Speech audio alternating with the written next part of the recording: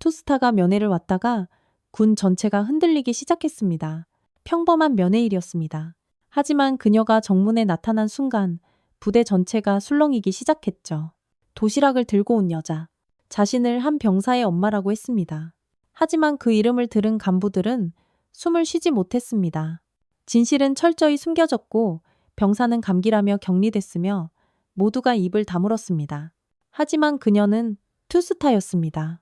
그 전에 잠깐 이 영상이 마음에 드셨다면 구독과 좋아요 부탁드리며 여러분의 이야기도 늘 궁금합니다. 그럼 지금부터 오늘의 이야기 속으로 함께 들어가 볼까요? 새벽 5시 서울 근교에 위치한 육군 제7기동군단 지휘 통제실에는 아직 어둠이 깔려 있었습니다. 형광등 불빛 아래 고은별 소장은 마지막 보고서를 검토하고 있었습니다. 투스타 계급장이 빛나는 정복 어깨는 든든해 보였지만 그녀의 표정에는 어딘가 걱정스러운 기색이 스며 있었습니다. 군단장님, 오늘 일정은 모두 마무리되었습니다. 부관이 조심스럽게 말을 건넸습니다. 고은별은 고개를 끄덕이며 서류를 정리했습니다. 수고했네. 먼저 들어가 보게. 지휘 통제실을 나서며 고은별은 시계를 확인했습니다. 벌써 새벽 5시 반. 오늘은 특별한 날이었습니다. 6개월 만에 아들 민준이를 만나는 날이었거든요. 자택으로 돌아온 고은별은 곧바로 군복을 벗고 앞치마를 둘렀습니다. 냉장고를 열어 미리 준비해둔 재료들을 꺼내며 입가에 작은 미소가 떠올랐습니다. 멸치볶음과 소불고기. 민준이가 어려서부터 가장 좋아하던 반찬들이었습니다. 우리 아들, 얼마나 야위었을까. 고은별은 중얼거리며 멸치대가리를 정성스럽게 떼어냈습니다. 멸치볶음을 만들면서 고은별의 마음속에는 복잡한 감정들이 교차했습니다. 아들이 해병대에 입대한 지 벌써 8개월. 처음에는 자랑스러웠습니다. 어머니를 따라 군인의 길을 선택한 아들이 대견했거든요. 하지만 시간이 지날수록 걱정이 커져갔습니다. 소불고기를 재우면서 고은별은 지난주 아들과의 통화를 떠올렸습니다. 평소보다 목소리에 생기가 없었고 말수도 적었습니다. 괜찮다고 하면서도 어딘가 억지스러운 느낌이었습니다. 엄마, 나 잘 지내고 있어. 걱정하지 마. 그때 민준이의 목소리에는 평소의 밝음이 없었습니다. 대신 무언가를 숨기려는 듯한 조심스러운 톤이 느껴졌습니다. 고은별은 고개를 저으며 그런 생각을 떨쳐냈습니다. 군 생활이 힘든 건 당연하지. 우리 민준이도 이제 어엿한 군인이 되어가는 거야. 도시락을 싸면서 고은별은 특별히 신경을 썼습니다. 밥은 민준이가 좋아하는 찰기 정도로 맞췄고 반찬들도 간을 맞춰 다시 한번 맛을 봤습니다. 김치도 새콤달콤하게 잘 익은 것으로 골라 담았습니다. 6개월 만에 보는 아들, 힘든 군 생활에 잠깐이라도 위로가 되었으면. 도시락을 다 싸고 나서 고은별은 시계를 봤습니다. 아침 8시. 포항에 있는 부대까지는 차로 1시간 거리였습니다. 면회 시간에 맞춰가려면 이제 준비를 해야 했습니다. 평상복으로 갈아입으면서 고은별은 잠시 망설였습니다. 군복을 입고 갈까 하는 생각이 들었거든요. 하지만 곧 고개를 저었습니다. 오늘은 군단장이 아닌 그냥 하나의 어머니로 가고 싶었습니다. 차를 타고 부대로 향하는 길. 고은별은 민준이에게 전화를 걸었습니다. 면회 나올 수 있는지 확인하려고요. 여보세요, 민준아? 엄마야. 아, 엄마. 민준이의 목소리는 여전히 어딘가 어색했습니다. 평소라면 엄마. 하고 반갑게 대답했을 텐데 오늘은 마치 남의 일처럼 차분했습니다. 오늘 면회 가려고 하는데 괜찮지? 전화기 너머로 잠깐의 침묵이 흘렀습니다. 그리고 민준이의 대답이 들려왔습니다. 엄마, 오늘은 오지 말아줘. 면회 안 되는 날이야. 고은별의 심장이 쿵 떨어지는 것 같았습니다. 왜? 무슨 일이야? 그냥 부대 사정이 좀 있어서. 다음 주에 와줘. 엄마. 민준이의 목소리에는 간절함이 섞여 있었습니다. 마치 정말로 오지 말아달라고 애원하는 것 같았습니다. 전화를 끊고 난 후 고은별은 핸들을 꽉 쥐었습니다. 모성의 직감이 경고음을 울리고 있었습니다. 뭔가 잘못되었다는 느낌. 민준이가 무언가를 숨기고 있다는 확신. 고은별은 주행 중이던 차를 갓길에 세우고 깊게 숨을 쉬었습니다. 투스타 군단장으로서 수많은 위기 상황을 헤쳐온 그녀였지만 지금 이 순간만큼은 그냥 걱정 많은 어머니일 뿐이었습니다. 아니야, 직접 가서 확인해보자. 고은별은 다시 시동을 걸고 포항의 해병대 부대를 향해 차를 몰았습니다. 조수석에 놓인 정성스럽게 싼 도시락이 흔들리고 있었습니다. 고은별이 해병대 부대에 도착한 것은 오전 10시였습니다. 부대 정문 앞에서 차를 세우고 면회 신청서를 작성하면서 그녀는 주변을 유심히 살폈습니다. 평범한 해병대 부대의 모습이었지만 어딘가 긴장감이 돌고 있는 것 같았습니다. 면회실로 들어서자 담당 하사가 접수를 받았습니다. 어느 분을 면회하시나요? 강민준 이병입니다. 저는 어머니고요. 하사는 명단을 확인하더니 곤란한 표정을 지었습니다. 아, 강민준 이병은 현재 면회가 어려운 상황입니다. 왜요? 무슨 문제라도 있나요? 고은별의 목소리에 걱정이 묻어났습니다. 감기 몸살로 현재 격리 중입니다. 면회는 불가능합니다. 고은별은 눈썹을 살짝 찌푸렸습니다. 감기 몸살? 어제 통화에서는 그런 말이 없었는데요. 감기면 잠깐 얼굴만이라도 볼 수 있지 않을까요? 멀리서라도? 규정상 안 됩니다. 하사의 대답은 단호했습니다. 하지만 고은별은 무언가 이상함을 느꼈습니다. 하사의 눈동자가 자꾸 뒤편을 향하고 있었거든요. 마치 누군가의 시선을 의식하는 것 같았습니다. 고은별이 시선을 돌려보자 면회장 뒤편에서 자신을 감시하고 있는 남자를 발견했습니다. 상사 계급장을 단 중년 남성이었는데 눈빛이 유독 매서웠습니다. 그는 고은별과 눈이 마주치자 고개를 돌렸지만 여전히 이쪽을 의식하고 있다는 걸 알 수 있었습니다. 저 사람이 뭔가 관련이 있구나.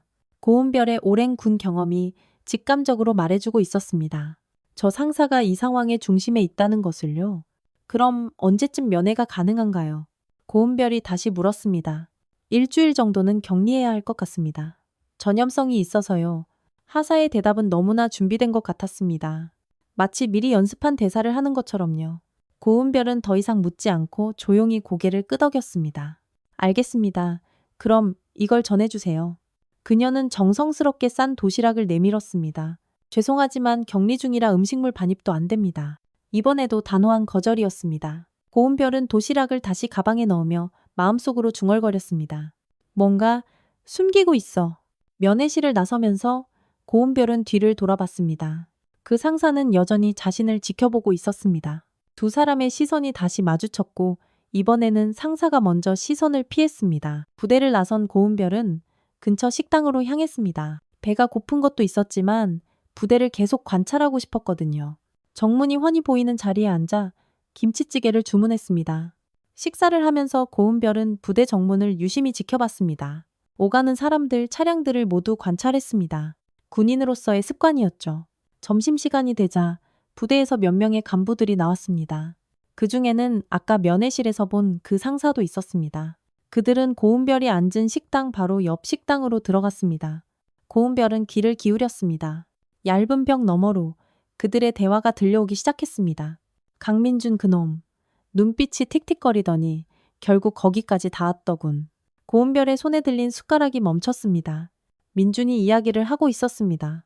그 엄마가 좀 까다로워 보이던데 혹시라도 투서라도 넣으면 어떡하냐. 이번에는 다른 목소리였습니다. 좀 더 나이 든 사람의 목소리 같았습니다. 감기라고 했으니까 증거 있나? 다들 입단속 잘 시켜놨고. 첫 번째 목소리가 다시 들려왔습니다. 아까 그 상사의 목소리였습니다. 고은별의 온몸에 소름이 돋았습니다. 감기가 아니었습니다. 민준이에게 무슨 일이 일어났고 그들은 그것을 숨기려 하고 있었습니다. 거기까지 닿았다는 게 무슨 의미일까요? 그리고 투서라는 말은 왜 나온 걸까요? 고은별의 머릿속이 빠르게 돌아갔습니다. 수많은 가능성들이 스쳐 지나갔지만 가장 가능성이 높은 것은 하나였습니다. 구타! 민준이가 구타를 당했고 그것을 신고하려 했거나 저항했을 가능성이 높았습니다. 그래서 지금 격리라는 명목으로 숨겨두고 있는 것 같았습니다. 고은별의 손이 떨리기 시작했습니다. 분노가 치밀어 올랐습니다. 하지만 동시에 깊은 자책감도 몰려왔습니다. 내가 내 약점이었구나. 민준이가 자신의 정체를 숨긴 이유를 이제야 알 것 같았습니다. 어머니가 투스타 군단장이라는 걸 알면 오히려 더 괴롭힘을 당할 수도 있다고 생각했던 것입니다. 그래서 혼자 견디려 했던 거죠. 고은별의 눈가에 눈물이 맺혔습니다. 하지만 그 눈물은 곧 차가운 분노로 바뀌었습니다. 투스타 군단장으로서 그리고 하나이의 어머니로서 절대 용서할 수 없는 일이었습니다. 옆 식당에서 대화는 계속되고 있었습니다. 며칠만 더 버티면 될 거야. 상처 다 나으면 그때 면회시켜주고 그래도 조심해. 요즘 병역 문화 개선한다고 난리인데 혹시라도 위에서 내려오면 걱정 마. 우리끼리만 아는 일인데 뭘. 고은별은 더 이상 들을 수 없었습니다. 자리에서 일어나 계산을 하고 식당을 나왔습니다. 주차장에서 차에 앉아 핸들을 꽉 쥐었습니다. 민준아, 엄마가 늦어서 미안해. 고은별은 깊게 숨을 쉬고 시동을 걸었습니다. 내일 다시 오겠다고 마음먹었습니다. 하지만 이번에는 다르게 올 생각이었습니다. 차를 몰며 고은별은 결심했습니다. 내일은 하나이의 어머니가 아닌 육군 제7기동군 단장으로 오겠다고요. 다음날 새벽, 고은별은 평소보다 일찍 일어났습니다. 거울 앞에 서서 정복을 차례대로 입어 나갔습니다. 정갈하게 다린 정복 바지, 단추 하나하나 정확히 맞춘 정복 상의, 그리고 가슴에 달린 수많은 훈장들, 마지막으로 어깨에 투스타 계급장을 달았습니다. 거울 속 자신을 바라보며 고은별은 깊게 숨을 쉬었습니다. 오늘은 하나이의 어머니가 아닌 대한민국 육군소장으로 그곳에 가는 것입니다. 명패도 챙겼습니다. 육군 제7기동군 단장 소장 고은별이라고 새겨진 명패를 정복 주머니에 넣었습니다. 평소라면 이런 걸 굳이 챙기지 않았겠지만 오늘은 필요했습니다. 부대로 향하는 길에서 고은별은 어제 들었던 대화를 다시 떠올렸습니다. 그들의 목소리, 말투, 그리고 숨기려는 태도. 모든 것이 명확했습니다. 민준이에게 일어난 일은 단순한 사고가 아니었습니다. 해병대 부대에 도착한 고은별은 차에서 내려 정복을 다시 한번 정돈했습니다. 구두도 어제보다 더 반짝이게 닦아왔습니다. 모든 것이 완벽해야 했습니다. 면회실로 들어서자 어제와 같은 하사가 접수대에 앉아 있었습니다. 그는 고은별을 보더니 어제 본 얼굴이라고 기억하는 듯 했습니다. 어제 오신 분이시죠? 말씀드렸다시피 강민준 이병은 아직 잠깐. 고은별이 차분하게 말을 끊었습니다. 그녀는 주머니에서 명패를 꺼내 접수대 위에 놓았습니다. 하사의 눈이 명패에 고정되었고 그의 얼굴이 순식간에 창백해졌습니다. 저는 육군 제7기동군단장 고은별 소장입니다. 하사는 몇 번 눈을 깜빡이더니 황급히 자리에서 일어났습니다. 군단장님? 지금부터 이 부대의 병영 환경에 대해 직접 조사하겠습니다. 강민준 이병의 면회를 요청합니다. 그런데 군단장님, 저희는 해병대라. 제가 묻는 것은 군간의 예의가 아닙니다. 한 병사의 어머니로서 그리고 대한민국 군 간부로서 정당한 요구를 하는 것입니다. 고은별의 목소리는 차분했지만 위압적이었습니다. 수많은 부하들을 이끌어온 지휘관의 카리스마가 묻어났습니다. 하사는 어쩔 줄 몰라 하며 뒤를 돌아봤습니다. 어제 봤던 그 상사가 면회장 뒤편에서 이 상황을 지켜보고 있었습니다. 상사도 고은별의 계급장을 보고는 당황하는 기색이 역력했습니다. 황철규 상사님을 불러주시겠습니까? 고은별이 말했습니다. 하사는 깜짝 놀랐습니다. 어떻게 상사님 성함을... 군인은 명찰을 달고 다니는 법입니다. 고은별이 황철규 상사의 가슴팍을 가리키며 말했습니다. 황철규 상사가 마지못해 앞으로 나왔습니다. 그의 얼굴에는 식은땀이 배어 있었습니다. 군단장님, 저희 부대에 무슨 일로? 황 상사. 어제 강민준 이병이 감기 몸살로 격리되었다고 들었습니다. 정확한 상황을 설명해 주시죠. 황철규는 잠깐 말을 더듬었습니다. 그게 며칠 전부터 몸살 기운이 좀 있어서. 의무병 진료 기록은 어디 있습니까? 진료 기록이요? 감기 몸살이면 당연히 의무병 진료를 받았을 텐데 그 기록을 보여주시죠. 황철규의 얼굴이 더욱 창백해졌습니다. 진료 기록 같은 건 있을 리 없었거든요. 이때 최진석 대대장이 급하게 면회실로 뛰어들어왔습니다. 하사가 급히 연락을 한 모양이었습니다. 군단장님, 이게 무슨... 대대장님이시군요. 저는 강민준 이병의 어머니입니다. 동시에 육군 제7기동 군단장이기도 하고요. 최진석 대대장도 상황을 파악하고는 당황했습니다. 군단장님, 이건 해병대 내의 문제라. 내 아들이 구타당했습니다. 고은별의 목소리가 한 옥타브 낮아졌습니다. 그리고 당신들은 그것을 감기 몸살이라고 거짓말하고 있습니다. 면회실 안이 순간 쥐 죽은 듯 조용해졌습니다. 다른 면회객들과 보호자들도 모두 이쪽을 바라보고 있었습니다. 군단장님, 그런 일은 절대. 내가 직접 확인하겠습니다. 지금 당장 강민준 이병을 데려와 주시기 바랍니다. 고은별의 명령조 목소리에 주변 분위기가 더욱 긴장되었습니다. 최진석 대대장과 황철규 상사는 서로 눈치를 보며 망설였습니다. 혹시 확신이 서지 않으신다면 지금 당장 국방부에 연락해서 확인해 보시죠. 육군 제7기동 군단장 고은별이 여기 와 있다고요.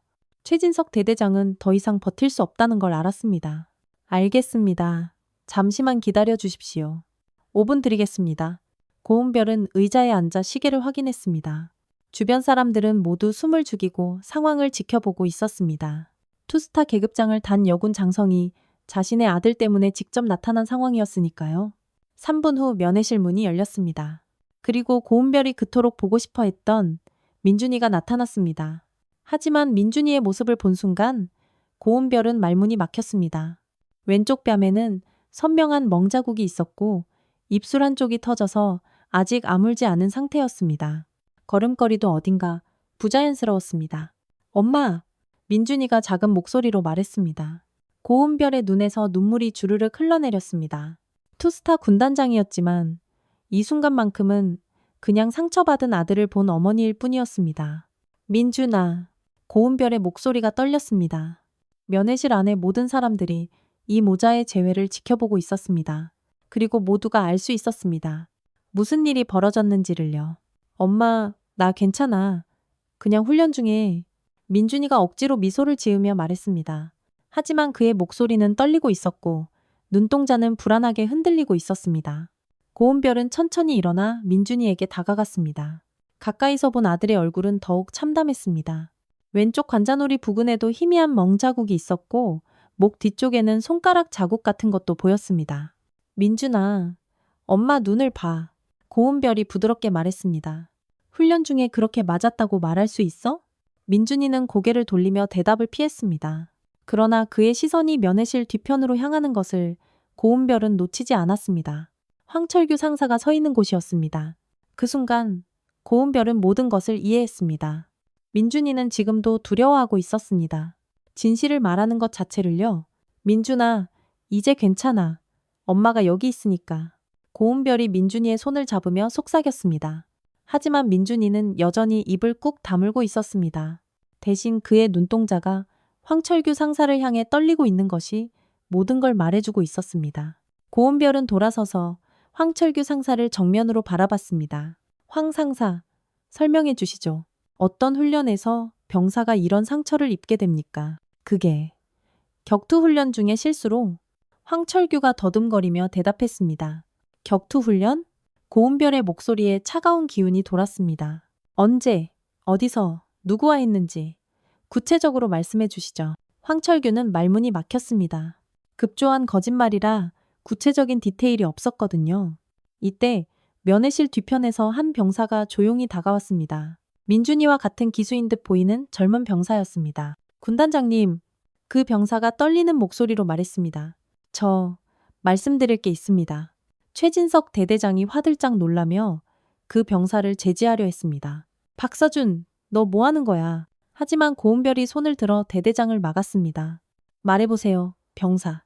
박서준 이병은 잠깐 황철규 상사를 바라보더니 용기를 내어 말했습니다. 민준이는 맞았습니다. 황 상사한테요. 면회실이 순간 정적에 휩싸였습니다. 다른 면회객들도 모두 숨을 죽이고 상황을 지켜보고 있었습니다. 언제요? 고은별이 차분하게 물었습니다.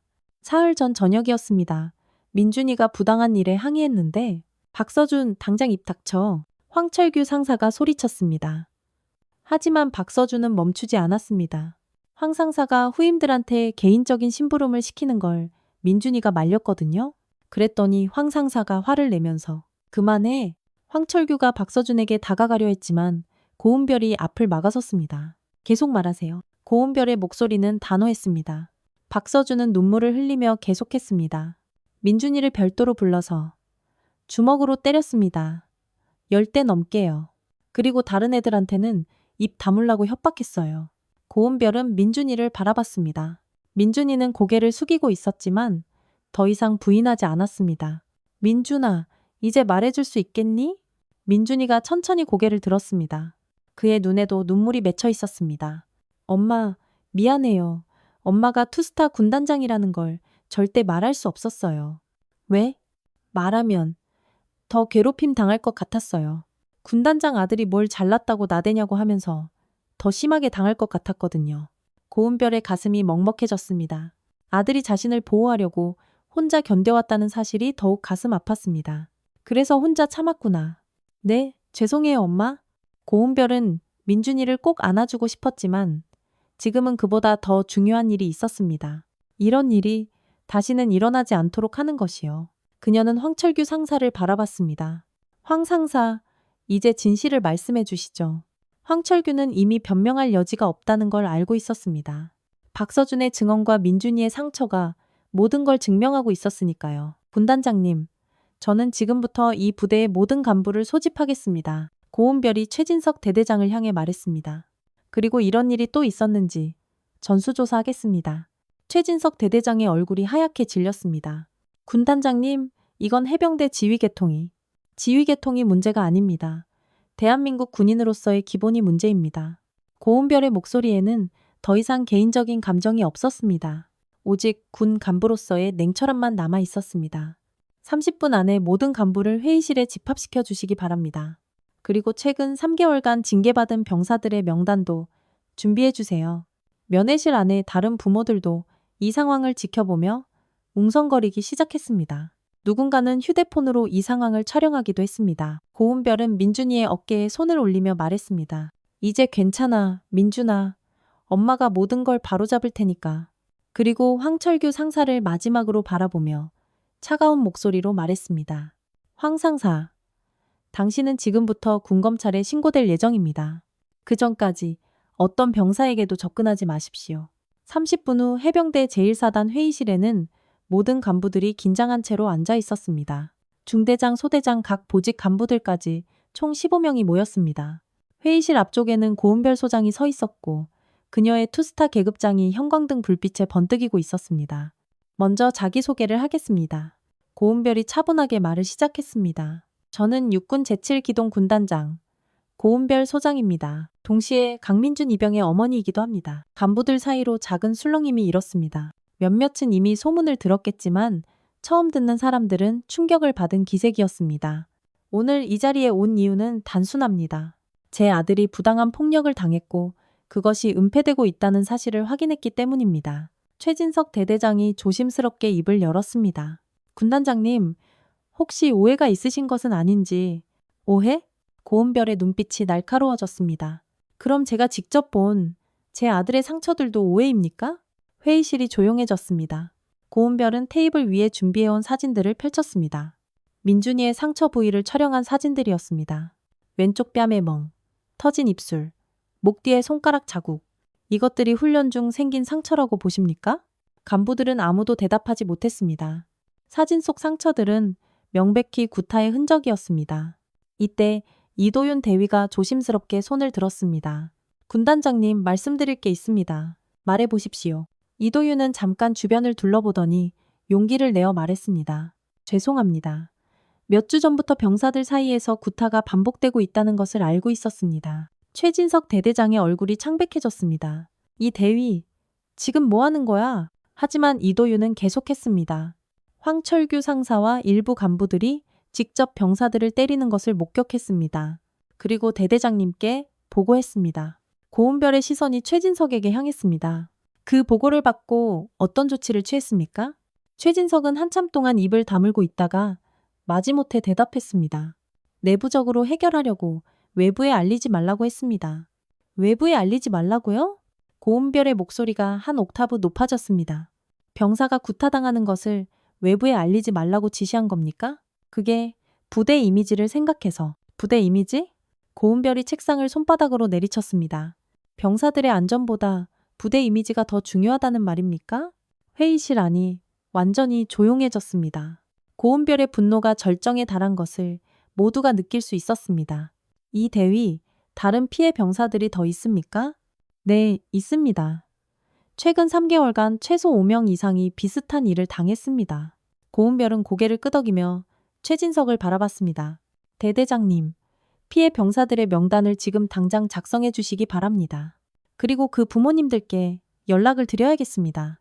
군단장님, 그럼 너무 일이 커집니다. 일이 크다고요?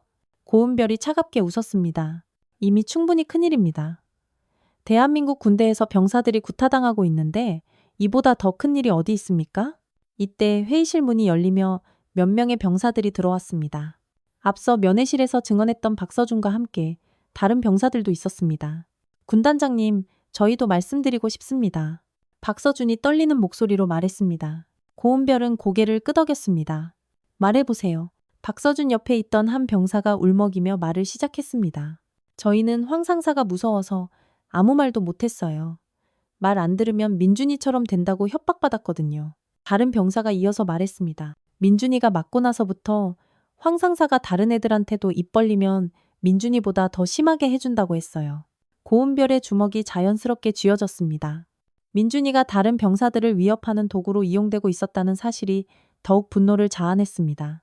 또 다른 피해 사례가 있으면 말해보세요. 세 번째 병사가 소매를 걷어 올렸습니다. 팔뚝에 멍자국이 선명하게 보였습니다. 일주일 전에 당했습니다. 청소를 제대로 안 했다고. 네 번째 병사도 이마에 상처를 가리키며 말했습니다. 저는 열흘 전에 면회 온 부모님한테 말하려고 했는데 황 상사가 알고는 고은별은 더 이상 들을 수 없었습니다. 상황이 생각했던 것보다 훨씬 심각했습니다. 이 대위, 이런 상황들을 언제부터 알고 계셨습니까? 한 달 전쯤부터입니다. 처음에는 개별 사건들인 줄 알았는데 나중에 보니 조직적이었습니다. 조직적이라는 게 무슨 의미입니까? 이도윤이 망설이다가 말했습니다. 황 상사뿐만 아니라 다른 간부들도 알고 있었습니다. 그리고 서로 눈 감아주고 있었습니다. 고은별의 시선이 회의실 안의 모든 간부들을 훑었습니다. 몇몇은 고개를 숙이고 있었고 몇몇은 시선을 피하고 있었습니다. 지금 이 자리에 있는 간부 중에서 이런 일들을 알고도 묵인한 사람이 또 있습니까? 긴 침묵이 흘렀습니다. 마침내 한 소대장이 떨리는 목소리로 말했습니다. 저도 알고 있었습니다. 하지만 감히 말을 못했습니다. 왜 못했습니까? 황 상사가 선임이고 그리고 대대장님도 조용히 하라고 하셔서. 고은별은 깊게 숨을 쉬었습니다. 문제는 황철규 상사 개인이 아니었습니다. 부대 전체의 시스템이 썩어 있었던 것입니다. 이제 모든 게 명확해졌습니다. 고은별이 차분하지만 단호한 목소리로 말했습니다. 지금부터 이 부대에 대한 전면적인 조사가 시작될 것입니다. 고은별은 회의실 앞쪽으로 나와 모든 간부들을 차례로 바라봤습니다. 그들의 얼굴에는 두려움과 후회가 뒤섞여 있었습니다. 30년 군 생활을 해온 고은별에게는 이런 상황이 낯설지 않았지만 자신의 아들이 피해자라는 사실이 모든 것을 다르게 만들었습니다. 지금부터 말씀드리는 것은 명령입니다. 고은별의 목소리에 확고한 의지가 담겨 있었습니다. 첫째, 황철규 상사는 즉시 모든 병사 접촉을 금지합니다. 둘째, 피해 병사들의 부모님들께 오늘 안으로 연락을 드려 상황을 설명할 것입니다. 최진석 대대장이 급하게 일어났습니다. 군단장님, 그렇게 되면 언론에 알려질 수도. 언론에 알려지는 게 문제가 아닙니다. 고은별이 단호하게 말을 끊었습니다. 문제는 이런 일이 지금까지 계속되어 왔다는 것입니다. 회의실 뒤편에 서 있던 황철규 상사가 떨리는 목소리로 말했습니다. 군단장님, 저는 그냥 군기를 잡으려고. 군기. 고은별이 황철규를 정면으로 바라봤습니다. 병사를 주먹으로 때리는 것이 군기입니까? 다른 병사들을 협박하는 것이 군기입니까? 황철규는 더 이상 변명할 말을 찾지 못했습니다.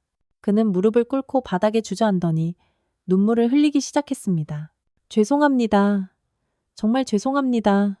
하지만 고은별의 표정은 조금도 누그러지지 않았습니다. 지금 사과한다고 해서 해결될 문제가 아닙니다. 당신이 한 일들은 단순한 실수가 아니라 범죄입니다. 이때 회의실 문이 열리며 한 명의 중년 여성이 급하게 들어왔습니다. 박서준 이병의 어머니였습니다. 아들에게서 급히 연락을 받고 달려온 것 같았습니다. 우리 서준이가 맞았다는 게 정말입니까? 그녀의 목소리는 떨리고 있었습니다. 고은별은 박서준의 어머니를 바라보며 고개를 끄덕였습니다. 네, 어머님. 안타깝게도 사실입니다. 저희 아들뿐만 아니라 여러 병사들이 피해를 당했습니다. 박서준의 어머니는 황철규 상사를 바라보더니 분노로 떨기 시작했습니다. 어떻게 이럴 수가 있습니까? 우리가 나라 지키라고 보낸 아이들을 어떻게? 곧이어 다른 부모들도 하나 둘씩 들어오기 시작했습니다. 병사들이 급히 연락을 한 모양이었습니다. 회의실은 금세 피해 병사들의 부모들로 가득 찼습니다. 한 아버지가 분노의 찬 목소리로 말했습니다. 우리 애가 왜 요즘 전화할 때마다 기운이 없었는지 이제 알겠네. 다른 어머니는 울면서 말했습니다. 면회 와도 자꾸 괜찮다고만 하더니 이런 일이 있었던 거였네요. 고은별은 부모들의 마음을 누구보다 잘 이해했습니다. 자신도 같은 심정이었으니까요. 그녀는 부모들을 향해 차분하게 말했습니다. 부모님들, 저는 육군 제7기동군단장 고은별입니다. 동시에 피해를 당한 강민준 이병의 어머니이기도 합니다. 이 문제를 반드시 끝까지 해결하겠습니다. 부모들 중 한 분이 물었습니다. 어떻게 해결하실 건가요? 먼저 군검찰에 신고하겠습니다. 그리고 국방부에 이 부대의 전면적인 감사를 요청하겠습니다. 더 이상 이런 일이 일어나지 않도록 시스템 자체를 바꿔야 합니다. 최진석 대대장이 마지막으로 애원하듯 말했습니다. 군단장님, 저희가 내부적으로 처리하겠습니다. 제발. 내부적으로 처리? 고은별의 목소리가 얼음장처럼 차가워졌습니다. 지금까지 내부적으로 처리한 결과가 바로 이것입니다. 더 이상 내부적인 처리는 없습니다. 그녀는 부모들을 향해 돌아서며 말했습니다. 부모님들께서는 각자 아이들의 상처를 사진으로 찍어두시기 바랍니다. 그리고 병원에서 진단서도 받으시고요. 모든 것이 증거가 될 것입니다. 이도윤 대위가 조심스럽게 말했습니다. 군단장님, 저도 책임을 지겠습니다. 제가 더 일찍 강하게 나섰어야 했는데. 고은별은 이도윤을 바라보며 말했습니다. 이 대위, 당신은 적어도 양심이 있었습니다. 보고도 했고 오늘 진실을 말하는 용기도 보였고요. 하지만 앞으로는 더 용감해야 합니다. 네, 알겠습니다. 고은별은 회의실 안에 모든 사람들을 둘러보며 마지막 말을 했습니다. 당신들은 이 아이들에게 군기가 아니라 공포를 주고 있었습니다. 군인은 나라를 지키는 사람들입니다. 그런 사람들이 가장 약한 존재들을 괴롭혀서는 안 됩니다. 황철규 상사는 여전히 바닥에 무릎을 꿇고 있었습니다. 그의 얼굴에는 후회와 두려움이 뒤섞여 있었습니다. 황 상사, 당신이 지금 느끼는 두려움이 바로 그 아이들이 매일 느껴야 했던 감정입니다. 이제 그 의미를 알겠습니까? 고은별은 휴대폰을 꺼내 국방부에 직접 전화를 걸었습니다. 모든 사람들이 지켜보는 가운데 그녀의 목소리가 회의실에 울려 퍼졌습니다. 국방부입니까? 저는 육군 제7기동군단장 고은별입니다. 해병대 제1사단에서 발생한 병사 구타 사건에 대해 긴급 보고드립니다. 전화 통화가 진행되는 동안 회의실은 완전히 조용했습니다.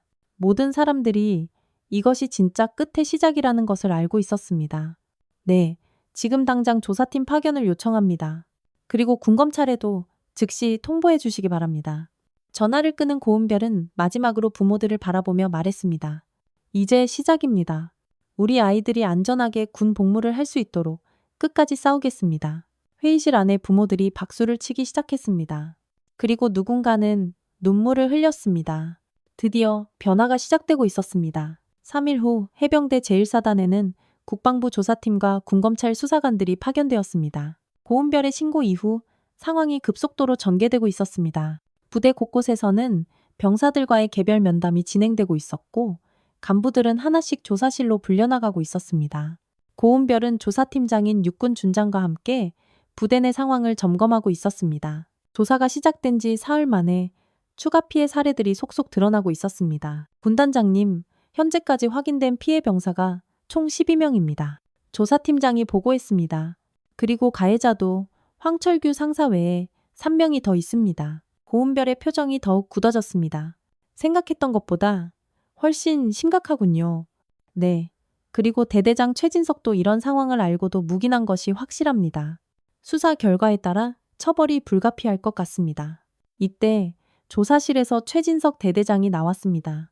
그의 얼굴은 완전히 초췌해져 있었습니다. 고은별과 눈이 마주치자 그는 고개를 숙였습니다. 군단장님, 죄송합니다. 최진석의 목소리는 떨리고 있었습니다. 고은별은 차가운 표정으로 그를 바라봤습니다. 지금 사과한다고 해서 달라질 것은 없습니다. 당신은 지휘관으로서 병사들을 보호해야 할 의무가 있었습니다. 저도 몰랐습니다. 이렇게까지 심각한 줄은 몰랐다고요? 고은별의 목소리가 높아졌습니다.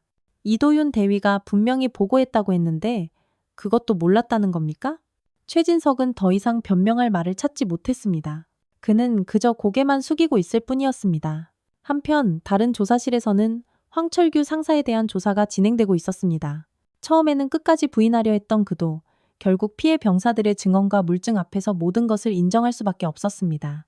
제가 잘못했습니다. 황철규가 울면서 말했습니다. 하지만 정말 군기를 잡으려고 한 것뿐이었습니다. 조사관이 냉정하게 대답했습니다. 군기를 잡는다는 명목으로 병사를 폭행한 것은 명백한 범죄입니다. 변명의 여지가 없습니다. 조사가 진행되는 동안 부대 분위기도 서서히 바뀌고 있었습니다. 병사들은 더 이상 간부들을 무서워하지 않았고 자유롭게 자신의 의견을 표현하기 시작했습니다. 이도윤 대위는 임시로 중대를 맡으며 병사들과의 대화 시간을 늘렸습니다. 앞으로는 어떤 부당한 일이 있어도 숨기지 말고 바로 신고하세요. 여러분을 보호하는 것이 저희의 역할입니다. 강민준도 많이 달라졌습니다. 처음에는 어머니가 나선 것을 부담스러워했지만 이제는 오히려 자랑스러워하고 있었습니다. 엄마 덕분에 다른 후임들도 구할 수 있었어요. 민준이가 고은별에게 말했습니다. 이제 부대 분위기가 완전히 바뀌었어요. 고은별은 아들의 말에 조금은 위안을 받았습니다. 하지만 아직 끝나지 않았다는 것을 알고 있었습니다. 진짜 변화는 시스템이 바뀔 때 일어나는 것이니까요. 며칠 후 조사 결과가 발표되었습니다. 황철규 상사와 다른 가해 간부 3명은 군검찰에 회부되었고 최진석 대대장은 직위 해제되었습니다. 또한 부대 전체에 대한 병영문화 혁신 프로그램이 시행되기로 결정되었습니다. 고은별은 마지막으로 부대를 방문해 병사들과 만났습니다. 강당에 모인 200여 명의 병사들 앞에서 그녀는 말했습니다. 여러분이 용기를 내어 진실을 말해준 덕분에 이런 변화가 가능했습니다. 앞으로는 이런 일이 다시는 일어나지 않을 것입니다. 병사들은 뜨거운 박수로 응답했습니다. 그들의 얼굴에는 이전과는 다른 밝음이 있었습니다. 고은별은 계속해서 말했습니다. 군은 명령으로 움직이지만 정의와 용기로 유지됩니다. 여러분 모두가 그 정의와 용기를 보여주었습니다. 강당 한쪽에서 민준이가 어머니를 바라보며 눈물을 흘리고 있었습니다. 그리고 다른 병사들도 감동받은 표정으로 고은별의 말을 듣고 있었습니다. 연설이 끝나고 고은별은 민준이와 함께 부대를 나섰습니다. 차에 타면서 민준이가 말했습니다. 엄마, 정말 고마워요. 엄마가 아니었다면 이런 변화는 불가능했을 거예요. 고은별은 아들의 손을 잡으며 대답했습니다. 민준아, 이제 진짜 시작이야. 우리가 만든 변화가 다른 부대로도 퍼져나가야 해. 차창 밖으로 해병대 부대가 멀어져 가고 있었습니다. 하지만 그곳에서 시작된 변화는 이제 막 시작되었을 뿐이었습니다. 그날 저녁, 뉴스에서는 이 사건이 크게 보도되었습니다. 투스타 사단장 어머니, 아들 구타 사건 직접 해결, 병영문화 혁신의 새로운 전환점 등의 제목으로 연일 보도되었습니다. 고은별은 뉴스를 보면서 생각했습니다. 이제 정말로 군이 바뀔 수 있을까? 하지만 그녀는 확신했습니다. 변화는 이미 시작되었고 돌이킬 수 없는 흐름이 되었다는 것을요. 3개월 후 해병대 제1사단은 완전히 다른 모습이었습니다. 국방부의 전면감사와 병영문화 혁신대상 부대로 지정되면서 모든 것이 바뀌었습니다. 황철규 상사와 최진석 대대장은 군검찰에 회부되어 재판을 받게 되었고 중대장 이도윤은 그의 용기 있는 내부 고발을 인정받아 국방부 병영혁신팀에 발탁되었습니다. 새로 부임한 사단장은 첫 정훈 조회에서 이렇게 말했습니다. 이 부대에서 벌어진 일은 고립된 사고가 아닙니다. 우리가 바뀌면 군 전체가 바뀔 수 있습니다. 병사들은 고개를 끄덕였고 누군가는 울었습니다. 진정한 변화가 시작되고 있다는 것을 모두가 느낄 수 있었습니다. 강민준은 회복 후 부대에 복귀했습니다. 이제 그는 사람들의 시선을 두려워하지 않았습니다. 오히려 후임들에게 먼저 다가가 말을 걸었고 어려움이 있으면 언제든 도움을 청하라고 격려했습니다. 어느 날 면회를 온 고은별에게 민준이가 말했습니다. 엄마, 저도 누군가를 지킬 수 있는 군인이 되고 싶어요. 엄마처럼요. 고은별은 웃으며 아들의 손을 꼭 잡았습니다. 그 말, 내가 평생 기다렸단다. 시간은 더욱 빠르게 흘러 1년이 지났습니다. 서울 국방 컨벤션 센터에서는 국방부 병영문화 혁신 콘퍼런스가 열리고 있었습니다. 고은별 소장이 기조 연설자로 초청되었고 그녀의 연설은 전군에 생중계되었습니다. 유튜브에서도 조회수 120만을 넘기며 큰 화제가 되었습니다. 존경하는 국방부 관계자 여러분, 그리고 전국의 장병 여러분, 고은별이 연단에서 차분하게 말을 시작했습니다. 1년 전 저는 하나의 어머니로서 이 자리에 서게 되었습니다. 청중들은 조용히 그녀의 말에 귀를 기울였습니다. 1년 전 그 사건을 모르는 사람이 없었기 때문입니다. 그때 저는 분노했습니다. 제 아들이 당한 일 때문에요. 하지만 지금은 희망을 갖고 있습니다. 그 사건이 가져온 변화 때문입니다. 고은별은 화면에 통계 자료를 띄웠습니다. 지난 1년간 전국에서 보고된 부당한 처우 사건이 70% 감소했습니다. 그리고 병사들의 부대 만족도는 40% 증가했습니다. 청중석에서 박수가 터져 나왔습니다. 하지만 고은별은 더 중요한 메시지를 전하고 싶었습니다. 하지만 숫자보다 더 중요한 것은 마음의 변화입니다. 이제 우리 병사들은 두려움 대신 자부심을 갖고 복무하고 있습니다. 연단 뒤편에는 장교 복장을 입은 강민준이 조용히 박수를 치고 있었습니다. 그는 장교 후보생 과정을 우수한 성적으로 수료하고 이제 소위 임관을 앞두고 있었습니다. 고은별은 연설을 계속했습니다. 변화는 위에서 시작되지만 아래에서 완성됩니다.